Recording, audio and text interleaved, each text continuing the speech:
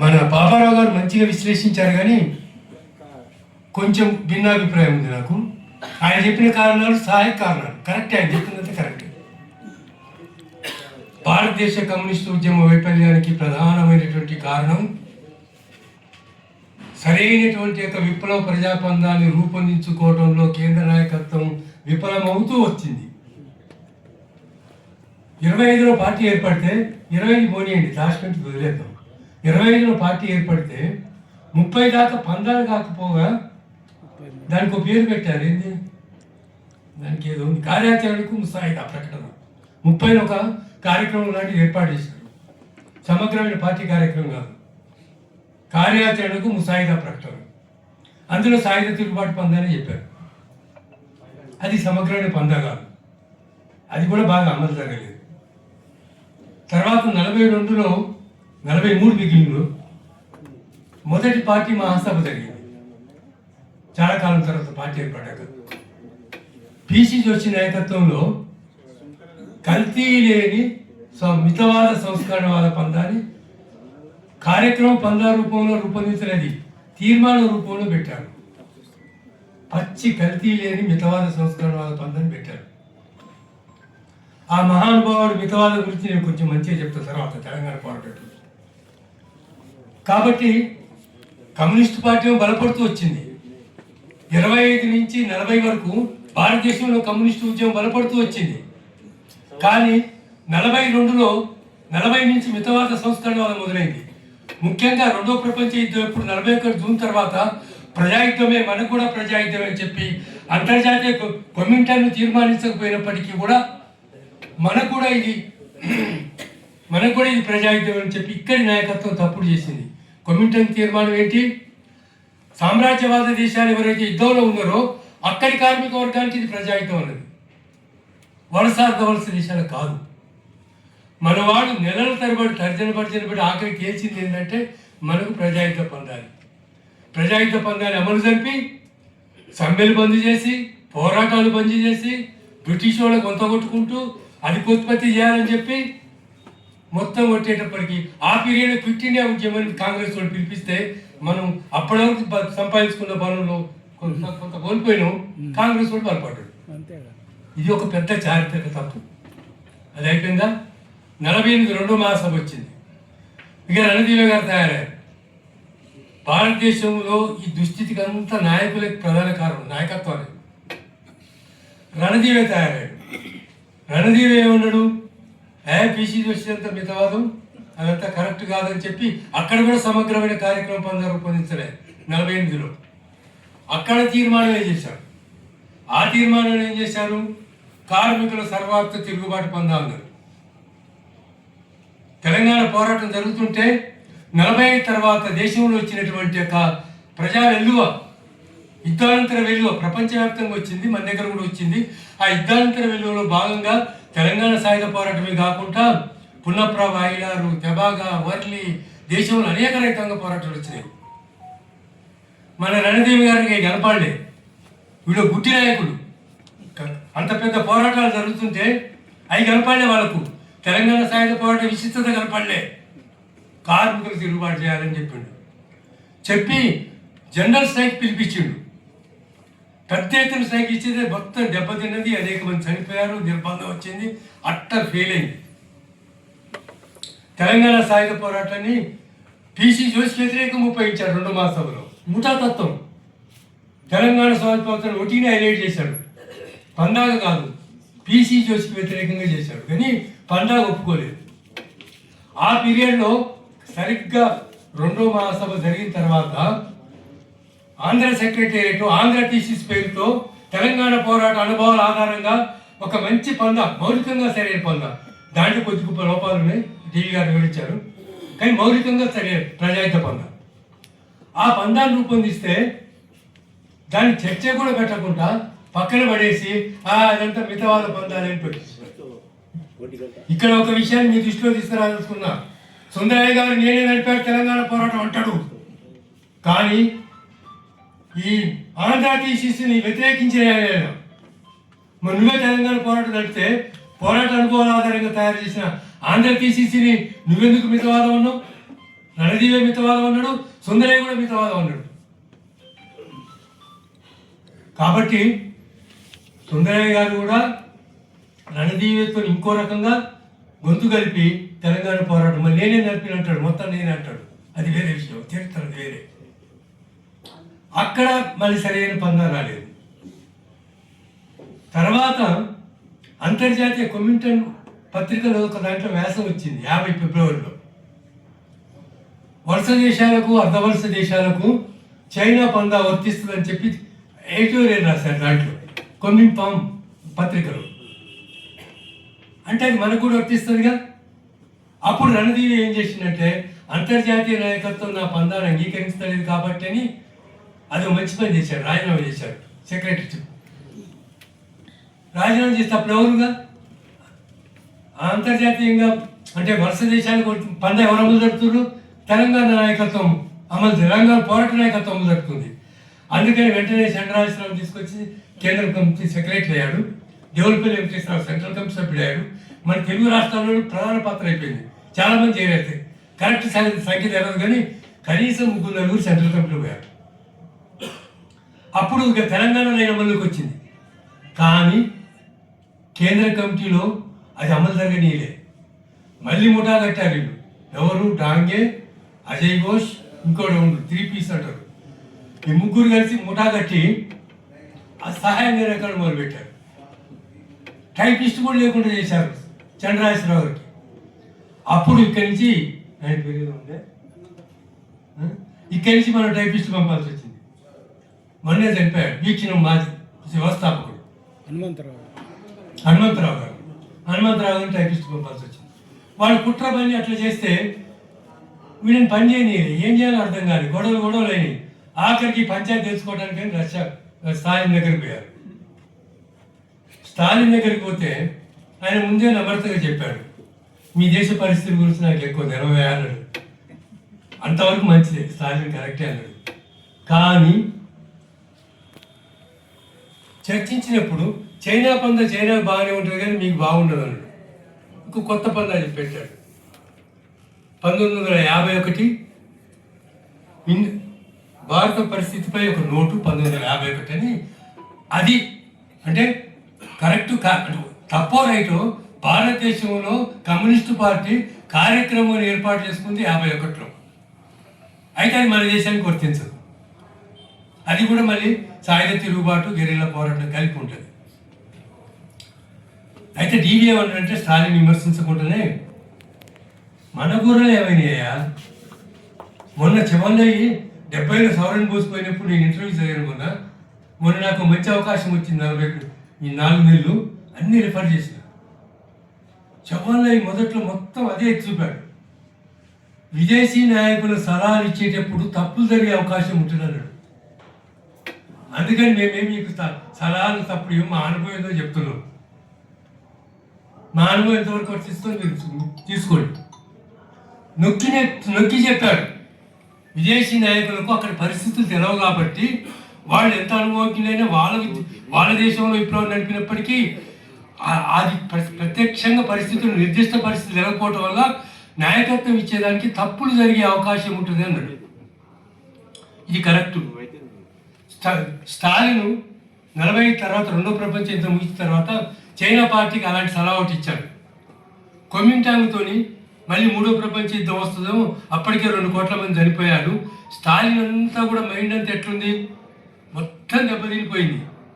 దాన్ని పునర్నిర్మాణం చేయాలి. ఆయన దాంట్లో నిలబడి ఉన్నాడు. ఇప్పుడు ఆ చైనాలో యుద్ధం ఆగిపోతే మళ్ళీ 3వ ప్రపంచ యుద్ధం వస్తే మనం ఏడ తట్టుకోగలుగుతాం అనేది ఆయన సబ్జెక్టివ్ ఫ్యాక్టర్. ఆ సబ్జెక్టివ్ ఫ్యాక్టర్తో చైనా కమ్యూనిస్ట్ పార్టీకి ఒక సలహా ఇచ్చాడు. ఆ కొమింటాంగ్తో ఏదైనా ఒప్పందం చేసుకోండి ఆయన.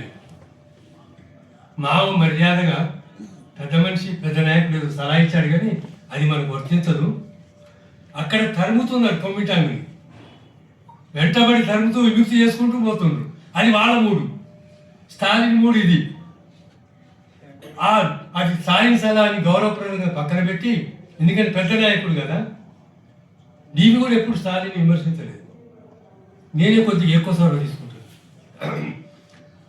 అర్థం కావటం కోసం. స్టాలిన్ చైనాది అప్పుడు మావో విజయవంతమైన తర్వాత స్టాలిన్ ఏమన్నాడు తెలుసా? అక్కడే నాకు స్టాలిన్కు నమస్కారం పెట్టబోతే, what a catastrophe it would have been if you implemented my advice. నా సలహాను మీరు పాటించి ఉన్నట్లయితే ఎంత ఘోరం జరిగి ఉండేది అన్నాడు. అది అంత గొప్ప మార్కిస్ట్ లెనినిస్టు నమ్రతగా నా సలహా పాటించండి మంచిదైంది, మీరు పాటిస్తే ఎంత ఘోరం జరిగిపోయేది అన్నాడు. మన దగ్గర కూడా స్టాలిన్ సలహాను పక్కన పెట్టి మన విప్లవం విజయం ముందుకు తీసుకుపోయినట్టయితే స్టాలిన్ బతుకుంటే మనకు కూడా అట్లేదు. ఎందుకంటే స్టాలిన్ నేర్చలేదు. కానీ మనం ఏంటంటే మనము విదేశీ నాయకులకు విదేశీ సిద్ధాంతాలకు దాని అనుభవం నుంచి తీసుకొని సిద్ధాంతాన్ని అన్వయించుకోవాలని చెప్తే మనం గుట్టిగా యాంత్రికంగా అమలు జరపడం నేర్చుకున్నాం. అందుకనే భారతదేశంలో కమ్యూనిస్టులకు ఏం పేరు వచ్చినప్పుడు, మీరు రష్యాలో వాడబడితే ఇండియాలో కూడా పట్టుకుంటారా? అంత అప్రచితంగా మనం పోయాల్సి వచ్చింది. ఎందుకంటే యాంత్రికంగా సపోర్ట్ చేయటం, మరి స్వతంత్రంగా ఆలోచించుకుంటా. టీవీని స్వతంత్రంగా ఆలోచించి, అప్పటికి పందా ఉందా మన దేశంలో? పందా ఉందా భారతదేశంలో? పందానే లేదు. స్వతంత్రంగా ఆలోచించి పెద్ద సాహిత్యం వచ్చిందా? మావ సెలెక్టర్ రైటింగ్స్ అని వచ్చినాయా? నూతన ప్రజాస్వామ్యమును, గెరిల్లా యుద్ధం, జపాన్ వ్యతిరేక గెరిల్లా యుద్ధ సమస్యలు, 2 పుస్తకాలు పట్టుకొని డైలీ ఇక్కడ పరిస్థితిని అర్థం చేసుకొని మొదటిసారి సృజనాత్మకంగా తెలంగాణలో అమలు జరిపింది కాబట్టే తెలంగాణ సాయుధ పోరాటం నిర్మాణం అయింది. అది కేంద్ర నాయకత్వం పాత్ర లేదు, రాష్ట్ర నాయకత్వం పాత్ర లేదు. అదే రాష్ట్ర నాయకత్వం పాత్ర ఉంది, కేంద్ర నాయకత్వం పాత్ర లేదు. అప్పుడు అన్నాడు, ఇక్కడ కొంచెం ఇంట్రెస్టింగ్ విషయం చెప్పాలి. కేంద్ర నాయకత్వం పాత్ర లేదు, ఎందుకంటే తెలంగాణలో సాయుధ పోరాటం ప్రారంభిద్దామని చెప్పి ఇక్కడ డెలిగేషన్ పోయి ఆనాడు పిసి జోషిని కలిసింది. తెలంగాణ మేము మంచి ఉద్యమం ముందుకు పోతుంది, మేము సాయుధ పోరాటం ప్రారంభిస్తామని చెప్పి పోయారు. పోతే ఆయన ఏమన్నాడో జాగ్రత్తగా వినండి. సాయుధ పోరాటం అంటే ఆటలు అనుకుంటా, పత్రలోను పత్రా పడిజాయగా పాయింట్ తడిసిపోద్ది, అంత భయపెట్టాడు. పాయింట్ తడిసిపోద్ది, ఉత్సపడుతుంది మీకు. సాయుధ పోరాటం అంటే మితవాదులకు అంత భయం అని ఖచ్చితంగా వ్యతిరేకించాడు. పాయింట్ తడిసిపోద్దని ఏమనుకుంటున్నారని వద్దని చెప్పిండు. పోయిన వాళ్ళు తలకాయ తీసుకొని వచ్చారు, ఉత్సాహంగా పోయిన వాళ్ళు నీరసపడి వచ్చారు. వీడికి వచ్చినాక ఆంధ్ర రాష్ట్ర కమిటీ సమావేశం అయింది. ఆయన ఏంటి అన్నాడు, మన సొంత స్వరతం చేసి పడేద్దాం, ఏం చేస్తారో చూద్దాం. కేంద్ర నాయకత్వం దాన్ని ధిక్కరించి ఇక్కడ ఎందుకంటే నేను ఇంతకుముందు చెప్పింది రష్యా స్టాలిన్ అభిప్రాయం, చైనా అభిప్రాయం. ఆ మితవాదికేమో పాయింట్ గడిచిపోద్దని ఉంటే మన తెలంగాణకేమో ఎప్పుడు తుపాకులు పట్టాలని ఉంది. కాబట్టి ఈ ఉత్సాహంతో వాళ్ళు పోరాటాన్ని మొదలు పెడతాం, ఏం చేస్తారో చూద్దాం, పార్టీ వాళ్ళు నాయకత్వం ఏం చేస్తారో చూద్దాం అని మొదలుపెట్టేసారు. మొదలుపెట్టాక ఒక దశలో ఇంకో దశలో మీరు విరమించకపోతే మాకు ఈ పోరాటంతో సంబంధం లేదని చెప్పి మేము ప్రకటిస్తా ఉన్నాడు సెంట్రల్ కమిటీ సెక్రటరీ. అంటే మనోడు ఎవరు? వాళ్ళంటే ఇక్కడ మనోడు ఉండగారు, ఆయన మద్దుకూరు చంద్రశేఖర్ ఏమన్నా తెలుసా, ఇయ్యండి పట్టిస్తారు స్టేట్మెంటు. ఆ స్టేట్మెంట్ కనుక ఇస్తే మీతో మాకు సంబంధమే లేదని మేము ఇస్తా ఉన్నాడు. దెబ్బకు నోరు మూసుకొని ఎంపీ దగ్గర సెంట్రల్ కమిటీ. కాబట్టి ఇదంతా ఇంతవరకు ఏం చెప్తున్నట్టే, మొదటి నుంచి కూడా నాయకత్వానికి సరైనటువంటి యొక్క లైన్ వాళ్ళు రూపొందించకపోగా రూపొందించిన దాన్ని కూడా దెబ్బతీయాలని చూశారు. పోరాటాన్ని నిర్వీర్యం చేసి ఆఫ్ చేశారు. అంత ముందు పోయినటువంటి యొక్క పోరాటాన్ని నిఖిలేశ్వర్ గారు లేరు. నిఖిలేశ్వర్ గారి అభిప్రాయంతో నేను పూర్తిగా విభేదిస్తున్నాను. ఖచ్చితంగా పోరాటము విస్తరించింది, ఎంత నిర్బంధం వచ్చినా కూడా విస్తరించింది, ముందుకు పోయింది. మహారాష్ట్ర కూడా పోయింది, గడ్చిరోలి దాకా కూడా పోయింది. అది పాలక వర్గాల ఇప్పుడు మావోయిస్టులు కనుక శ్రీకాకుళము నక్సల్బరి మావోయిస్టులు పాలక వర్గాల అణిచివేతతో దెబ్బతిన్నాయి. తెలంగాణ పోరాటం అణిచివేతతో దెబ్బతినలే, విరమించటం వల్ల పోయింది. మనం చేసుకున్నామది, మన తప్పది. కాబట్టి అక్కడి దాకా వచ్చింది నాయకత్వం. ఇక తర్వాత వచ్చిన తర్వాత ఏంటి 51 వచ్చేసింది. 51లో పోరాటాన్ని విరమించారు ఏకపక్షంగా. దాని ముఖ్యులైనటువంటి డిఎన్ రెడ్డి ముఖ్యులు వాళ్ళు, రాష్ట్ర సెక్రటరీలో కూడా మెంబర్స్. వాళ్ళిద్దరికి సంబంధం లేకుండా కుట్రపూరితంగా ఉంచుతారు. సుందరయ్య గారు నేనే నడిపిన రాస్తాడు. నేను దీంట్లో చర్చించాను. ఆ పుస్తకంలో సుందరయ్య గారు ఏం రాశాడు దాన్ని క్రిటిసైజ్ చేస్తూ రాశాడు. మరి మీరు ఎందుకు వాళ్ళ సమావేశానికి వెళ్ళలేదే? పోరాటం నెట్వర్క్ ఎందుకు సంప్రదించలేదు? ఎందుకు విరమించారు మీరు? ఎందుకంటే కలకత్తా కాళీ నాలిక రుచిమరిగని మధుర మిఠాయి అని సుబ్బారావు గారు ప్రణాళిక రాశారు. అంటే కాళీ నాలిక అంటే సాయుధ పోరాటం, మధుర మిఠాయి అంటే పార్లమెంట్ ఎన్నికలు, రుచి అధికార రుచి. ఆయన బాగా రాశాడు వాళ్ళకి. కాబట్టి వీళ్ళకి అది ఎన్నికల రుచి.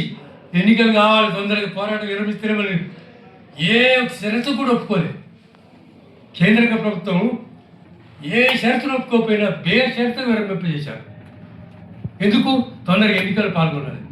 అదే రుచి మరిగిన మధుర మిఠాయి. ఇట్లా చేశారు. తర్వాత ఏం చేశారు?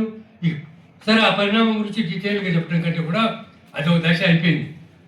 67లో నక్సల్బరీలో మరో సువర్ణ అవకాశం వచ్చింది. మరో సువర్ణ వచ్చింది పోరాటాన్ని ముందీసుకోవడానికి. మళ్ళీ తయారయ్యారు నాయకుడు జారముందు అన్నట్టు. ఈయనకు పుస్తకం ఉన్నది, నేను కూడా రాశాను, కోట్ చేశాను. నక్సల్బరీ పోరాటానికి చారుముందానికి సంబంధం లేదు, ఛాలెంజ్ చేస్తున్నా నేను సభాముఖంగా. ఎవడొచ్చి చర్చిస్తాడో చర్చించండి.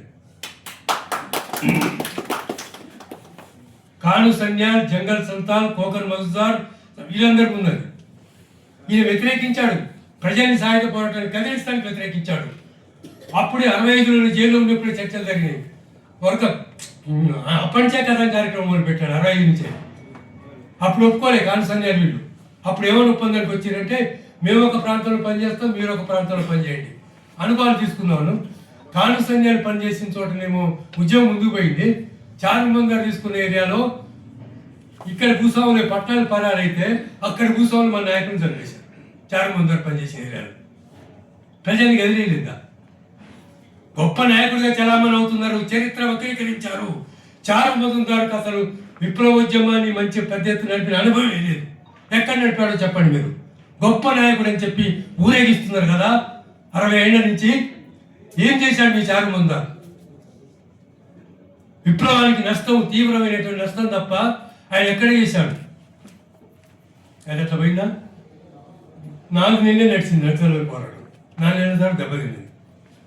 ఇక మన కాన్సన్గా వీళ్ళు ఎంత ఏం చేశారంటే, పోరాటం దెబ్బతిన్నారు కదా, చైనా కామ్రేడ్స్తో పోయి ఒక ఎక్స్కర్షన్ లాగా మొత్తం నాయకులతో ఆడిపోయారు. 3 నెలల పాటు ఆడే ఉండు. 3 నెలల పాటు ఆడ ఉంటే కాను సైన్యానికి తెలవకుండా చారుమంది గారు ఏఐసిసిఆర్ ప్రకటించాడు. నక్సల్బరీ పోరాట నిర్మాతలకు సంబంధం లేకుండా ఒక వ్యక్తిగత పద్ధతుల్లో ఆయన ఏఐసిసి ఆల్ ఇండియా అఖిల భారత కమ్యూనిస్టు విప్లవకారుల సమన్వయ కమిటీ అని చెప్పాడు. ఆయన చైనాలో ఉన్నప్పుడు తెలిసి ఆశ్చర్యపోయారు. ఆయన జంగల్ సంతాల్ పుస్తకం రాసుకుంటా కాను సైన్య చారుమంది ఇంత గొప్పగా చెప్తాడే. అసలు ఏఐసిసి మొత్తం విప్లవకారులను ఐక్యం చేశారని చెప్పుకుంటారే. నీ కాను సైన్యానికి గెలవకుంటారు నువ్వు పెట్టినావు కదా. బెంగాల్ ఎవరు ఎంతమంది బెంగాల్ అంతా సిపిఎం వదిలేసేసినావు కదా. ఇక్కడ డివిటిఎన్ సిద్ధాంత పోరాటం చేసి 14 జిల్లా కమిటీలో 12 జిల్లా కమిటీలని పాలకొల్లు సమావేశంలో ప్లీనంలో 70% పైన కార్యకర్తలను తీసుకొచ్చినటువంటి సిద్ధాంత పోరాటం చేసిన ఘనత ఇక్కడ డివిటిఎన్ అది. మరి నువ్వు అక్కడ బెంగాల్ అంతా సిపిఎంకి ఉపయోగపట్టి 34 సంవత్సరాలు ఏదారు వాళ్ళు. సరే, ఆ ఏలికతో విసుగు చెంది ప్రజలు పక్కన పెట్టారు. అది వేరే విషయం. అంతకంటే ముందు 50 ఏళ్ల కిందనే ఇక్కడ పక్కన పెట్టాం. సిద్ధాంత పోరాటం వాళ్ళకి ఏం మిగలకుండా చేసేక్కువ. మరి చారుమంది దాని గురించి ఇంత గొప్పగా ఇప్పటికి ఎందుకు చెప్తారు? చరిత్రను అధ్యయనం చేయండి. చారుమంది దాని పాత్ర ఏందో అధ్యయనం చేయండి. మొత్తం ముఠా కట్టి ఇక్కడ మనం శ్రీకాకుళం పోరాటం చేస్తుంటే నక్సల్బరీ సంఘీభావ కమిటీ అని చెప్పి ఎవరు గుంటూరులో వెంకటరత్నం అని చెప్పి మెడికల్ విద్యార్థిని పట్టుకొని, ఆయనకి ఏం తెలుసా మెడికల్ విద్యార్థి కొత్తగా వచ్చాడు. ఆయన కమిటీ పేరు చెప్పి శ్రీకాకుళం కల్పించి మొత్తం మన్నించి తీసేసి పోటీకి మొత్తం ముఠాతత్వ పద్ధతి అనుసరించాడు. అట్లా అనుసరించేసి చారుమోహన్ గారు దేశవ్యాప్తంగా ఉన్నటువంటి గ్రూపులతో చర్చించకుండా డివిటిఎన్కి ఎట్లుండే అందరితో చర్చించిన తర్వాతనే మనం సమన్వయ కమిటీ కానీ ఏదైనా పెడదామని ఉండే. కానీ మనం చేర్చుకునేట్టే చేర్చుకొని 28 అక్టోబర్లో చేర్చుకొని డివిటిఎన్ లాంటి వాళ్ళు ఉంటే మన కమిటీలో మన పెత్తనం ఏడావుతుంది. తెలంగాణ పోరాటం నడిపిన ఆయన స్టాల్వార్ట్ నాగిరెడ్డి పార్లమెంట్లో అసెంబ్లీలో వాళ్ళిద్దరుంటే మన పెత్తనం ఏమైనా అవుతుందా? అందుకని చెప్పా పెట్టకుండా 29 ఫిబ్రవరిలో ఒక సమావేశంలో పోయినాం, మాట్లాడుకున్నాం. రెండో సమావేశాన్ని పిలిచారు, లోపల కూడా రానిలే, మిమ్మల్ని బహిష్కరిస్తున్నామని చెప్పి తీర్మానం చేసి పంపించారు. మొదటి 68 సమావేశంలో పార్టీ పెట్టాలి మనం అంటే ఇప్పుడైతే పార్టీ అయ్యా తర్వాత పెడదాం అన్నాడు చారుమోహన్ గారు. ఫిబ్రవరిలో వీళ్ళని తొలగించేసి వెంబటే ఏప్రిల్ 22 లెనిన్ జయంతి నాడు సిపిఐఎంఎల్ని ప్రకటించాడు. వీళ్ళని తొలగించుకున్నాక ఇంకా నాకు అడ్డం ఉండదు, నేనే నాయకుడు. ఇటువంటి ముఠా పద్ధతులు పాత నాయకుల గురించి చెప్పాను కదా, పిసి జోషి, రణదీవే, వాళ్ళందరూ చెప్పారు కదా. ఇక కొత్త తరంలో ఇలాంటి నాయకులు తయారు. ఈయనతో ఆగిందా ఇక మన మహానాయకుడు చంద్రపుల్లారెడ్డి గారు. ఆయన పాత్ర తక్కువ లేదు. ఆయన కర్నూలు జిల్లాలో అక్కడ ఒక చెప్పుకోదగ్గ ఉద్యమం ఏది నిర్మించలేదు. ఆయన 40 సంవత్సరాల జీవితంలో కర్నూలులో చెప్పుకోదగ్గ ఉద్యమం ఏం నిర్మించలేదు. అందుకని ఆయన ఏమన్నాడు తెలుసా, ఒకటి వాస్తవం దేనికని చెప్పుకోవాలంటే సిరిసిల్లలో పెద్ద ఉద్యమం నిర్మించారు. ఆ సిరిసిల్ల ఉద్యమాన్ని చూసి పుల్లారెడ్డి ఏం రాశాడంటే, అబ్బా ప్రతిఘటన పోరాటం అంటే నాకు ఇప్పుడు అర్థమైంది అన్నాడు.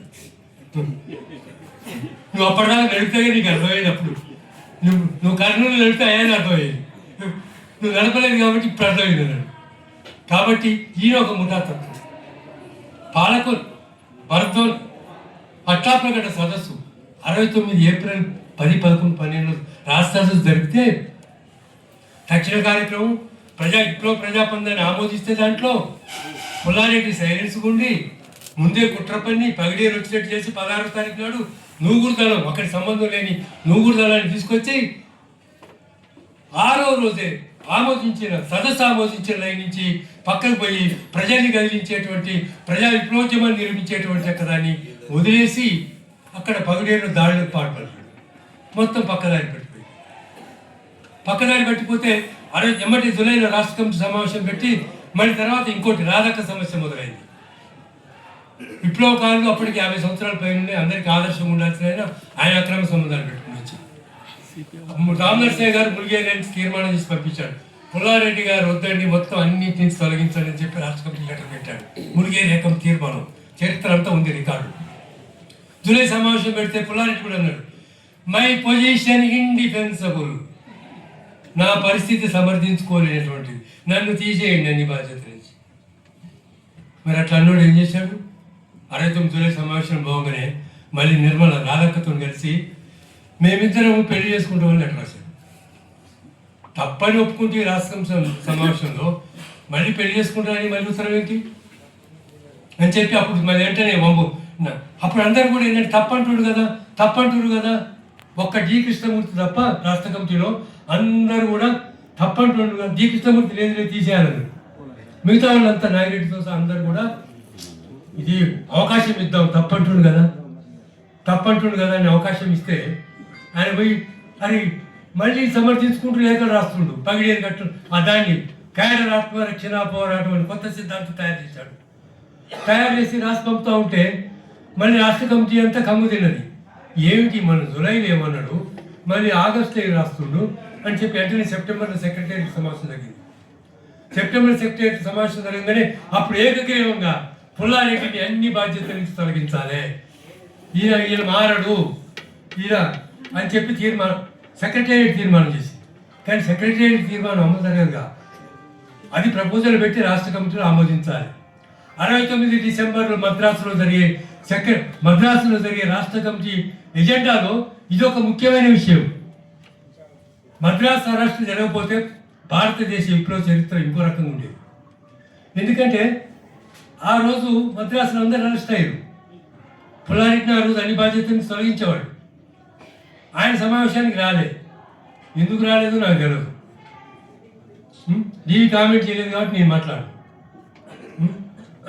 ఎందుకంటే టీవీకి నిర్దిష్టమైన ఆధారాలు ఉంటేనే మాట్లాడతాడు. కాబట్టి పుల్లారెడ్డి రాలే, ఇంకో ఆయన రాలేదు, అందరు వచ్చారు. అప్పుడు అందరు అరెస్ట్ పుల్లారెడ్డి బయట ఉండు. ఇక అప్పుడు తిరుగుబాటు మొదలుపెట్టాడు. తిరుగుబాటు మొదలుపెట్టి వ్యతిరేక ప్రచారం మొదలుపెట్టాడు టీవీకి జైలు. వీళ్ళు జైలు పోయినాక మారినాయా, ఇప్పుడు సాయుధ పోరాటం వద్దంటుండు.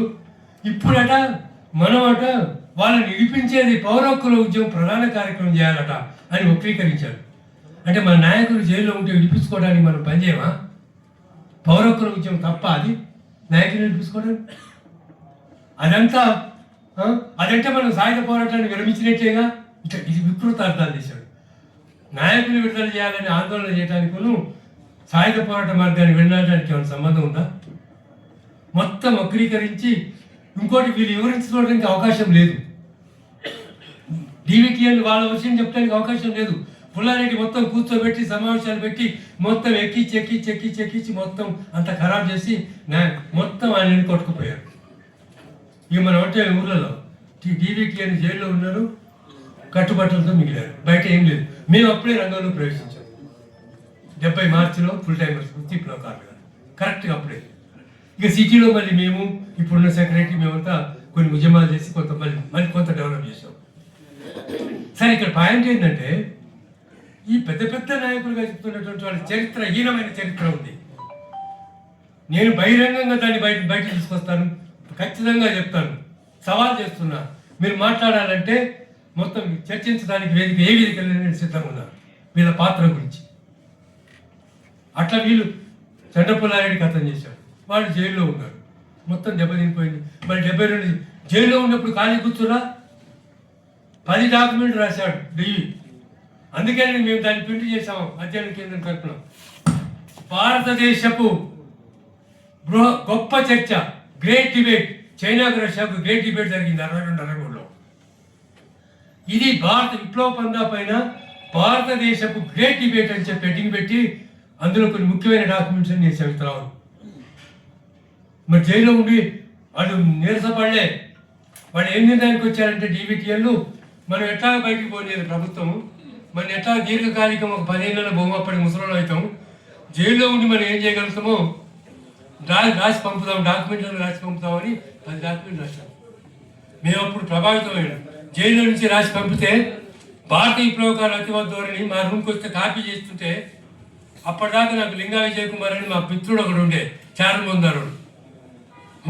అది జరిగిన తర్వాత నాకు చారుమందారు పందా మీద చిన్న యువకుడిని చదువుకుంటున్నా, చేతితో రాస్తుంటే పెద్ద బుద్ధుడి కింద జ్ఞానోదయం ఏంటో నాకు జ్ఞానోదయం ఇది అసలు పందా అని చెప్పి, నాయన జయకుమార్ నమస్తే, నీ లైన్ అర్థమైంది ఇంకా నాకు గర్వబాబు. కాబట్టి అంటే అంత మంచిగా రాశాడు డాక్యుమెంట్స్. అదేనా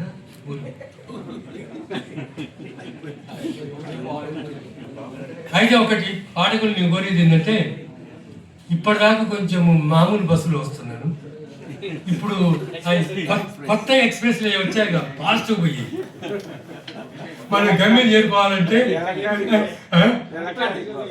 అంకే దాటే పోవాలి.